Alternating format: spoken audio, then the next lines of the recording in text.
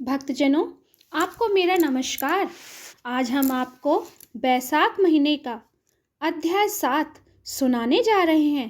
कृपया आप उसे ध्यानपूर्वक सुनना। जय विष्णु लक्ष्मी, जय श्री हरि। बैसाख महीने का महत्व अध्याय 7 जो इस प्रकार से है। नारद जी ने कहा कि हे राजन, मिथिला का राजा श्रुति कीर्ति यह देखकर आश्चर्यचकित रह गया। फिर नम्रता पूर्वक हाथ जोड़कर श्रुति देव ऋषि से प्रार्थना करते हुए इस प्रकार बोला कि हे महामुनि, यह कौन सा अद्भुत पुण्य है जिसके प्रभाव से छिपकली की योनि से राजा हेमांग की मुक्ति हो गई और उसके पाप नष्ट हो गए। कृपया इस धर्म का पूर्ण वृत्तांत मुझे समझाइए। राजा की धर्म में ऐसी आस्था देखकर महात्मा श्रुति देव बड़े प्रसन्न हुए और राजा की बड़ी प्रशंसा करते हुए बोले कि हे राजन, तुम धन्य हो, तुमने बहुत श्रेष्ठ कल्याणकारी प्रश्न किया है।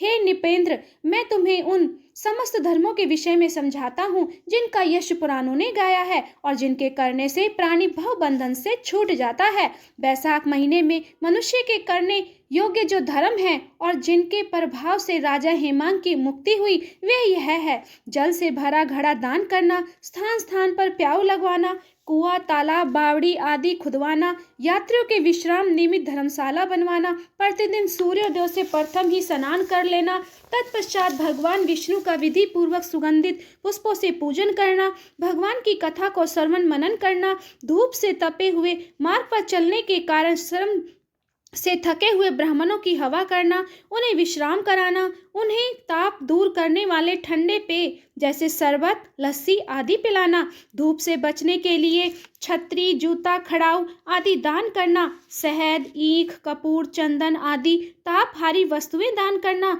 गौ को घास खिलाना, फल दही नैवेद्य सैया तथा सुगंधित वस्तुएं दान करना, अन्न या भोजन दान करना, दिन में न सोना, रात्रि में शयन पृथ्वी पर करना, शरीर में तेल न लगाना, कांसे के बर्तन में भोजन न करना, पत्ते पर भोजन करना चाहिए। यह समस्त धर्म बैसाख महीने में करने उचित हैं।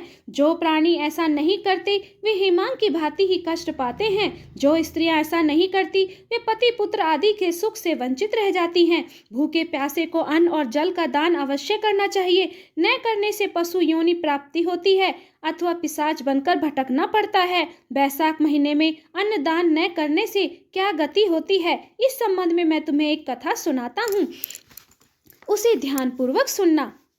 जो मेरे सामने घटित हुई है वह कथा इस प्रकार से है। रेवा नदी के किनारे एक वृक्ष पर मेरा पिता पिशाच बनकर निवास करता था। भूख प्यास से उसका शरीर स्थिर हो गया था। धूप ताप से व्याकुल छायाहीन सेमल के वृक्ष के नीचे बैठा वह अत्यंत दुख को प्राप्त कर रहा था। कुओं तालाब आदि के शीतल जल को वह पापी अपने कर्मों के कारण विष समझकर पान नहीं करता था। भूख के कारण वह अपना ही मांस खा गया, जिससे कंठ रुंध गया और बड़ी पीड़ा हुई। इस प्रकार से वह अत्यंत कष्ट को प्राप्त हुआ वहां रहा करता था। संजोगवश मैं गंगा स्नान को गया था। मार्ग में रेवा नदी के तट से निकला तो वह सेमल का वृक्ष भी पड़ा। तब मैंने उसके नीचे भूख प्यास की पीड़ा से चिल्लाते हुए उस पिशाच को देखा जो अपना मांस स्वयं ही भक्षण कर रहा था। मुझे आता देख अपनी क्षुधा शांत करने के लिए वह पिशाच मेरी ओर बढ़ा, किंतु मेरे तेज से व्याकुल होकर पीछे हट गया और अत्यंत कंपित और भयातुरसा हो उसी वृक्ष की जड़ पर जाकर बैठ गया। तब उसे देखकर मुझे बड़ी दया उत्पन्न हुई। मैंने कहा कि हे पिशाच, डरो मत। तुम कौन हो, कहाँ के हो और क्यों कर इस पिशाच योनि को प्राप्त हुए हो? तुम यदि सही सारा हाल मुझे बता दोगे तो मैं तुम्हें निश्चय ही इस पिशाच योनि से मुक्त करा दूंगा। मेरे इन वचनों को सुनकर उसे बड़ा धैर्य हुआ, परंतु वह यह नहीं जान सका कि मैं उसी का पुत्र हूँ। वह बोला कि मैं आनंद देश के भूराख्य नामक एक नगर में संस्कृति गोत्र में उत्पन्न हुआ था। मेरा नाम मैत्र था।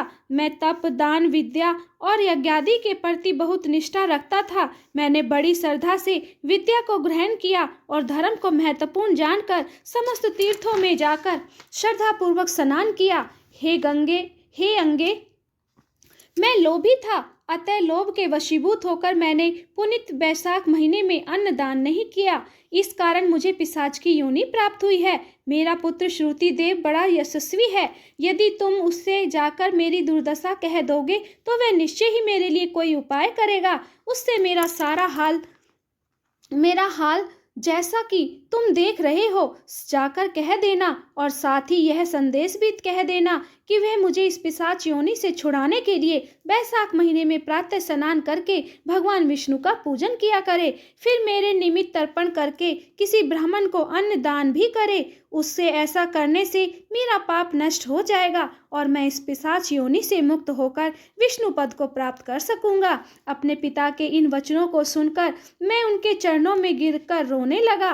बहुत देर तक रोता ही रहा। फिर थोड़ी देर बाद चेत आने पर बोला कि हे पिता, मैं ही तुम्हारा पुत्र हूँ।